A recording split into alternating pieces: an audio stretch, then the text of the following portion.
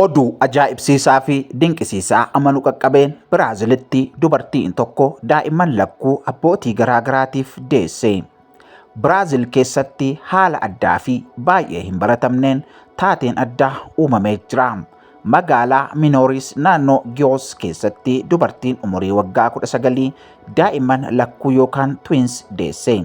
Qorannoo DNA booda daa'imman lamaan kun abbootii garaagaraa akka qabanis mirkanaa'e. Akka gabaasni ibsutti dubartiin sun yeroo wal fakkaatu keessatti dhiira lama waliin quunnamtii saalaa qabaachuun ishee himameera.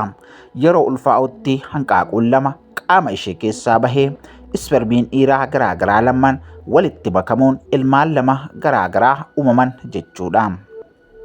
Saayinsiin taateen kun heteropaternal superfecundation jedhamuun ni beekama. Kunis yeroo hanqaaquu lama marsaa ulfaa'ummaa tokko keessatti ispermii dhiiraa garaagaraatiin walitti dhufuudha.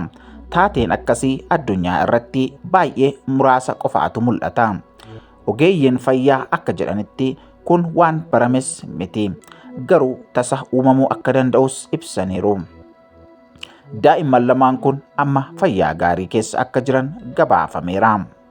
Egaa oduun kun bara 2020 miidiyaalee Biraazil bal'inaan gabaafamee ture.